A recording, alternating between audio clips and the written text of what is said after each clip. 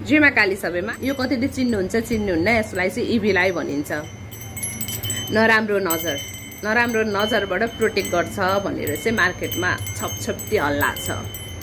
मलाई चाहिँ राम्रो लागेर मैले लिएर आएको थिएँ हैन।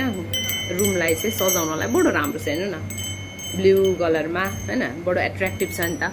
सो प्रोटेक्सनको लागि चाहिँ होइन है। सो आफ्नो रुमको लागि हो भने तपाईहरुले ल्याउनुस्।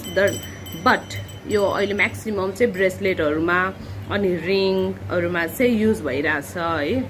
अनि 7 चक्रमा पनि युज गर्नुहुन्छ यो। But this one is made of plastic है। यो चाहिँ प्लास्टिकले बनेको हो। यसले तपाईहरुलाई प्रोटेक्ट गर्दैन। नेगेटिभ एनर्जीबाट प्रोटेक्सनै तपाईहरुलाई चाहिएको छ भने त मजाले समात्नुस् आफ्नो इष्टदेवलाई।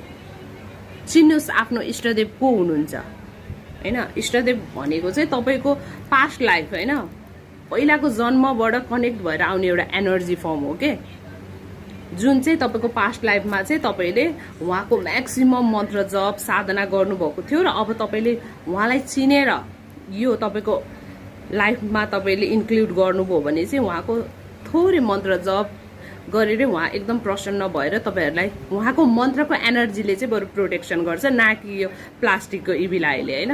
ओरिजिनल इभिलाई एकदम भिन्दै हुन्छ।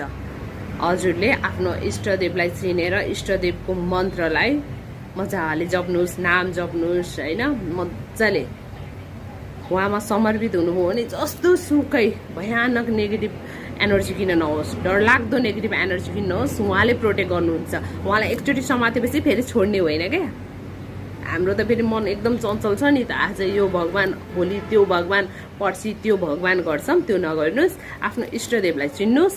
इष्टदेवको अर्थात तपाईँ एउटा भाव आउँछ के, एउटा भगवानको पिक्चर देख्ने बित्तिकै हामीलाई कस्तो भाव आउँछ नि, उहाँकै पूजा गरिरहँ, उहाँकै नाम जपिरहँ, अनि भित्र आत्माले नै कनेक्ट गराइदिन्छ कि तपाईँको इष्टदेव चाहिँ को हो भनेर। त्यही भएर थोरै समय लाग्छ, चिन्नुस् आफ्नो इष्टदेवलाई। चिनेर चाहिँ उहाँको मन्त्र जप्नुस्, ना कि यसले है। ओके, जय मा काली सबैमा।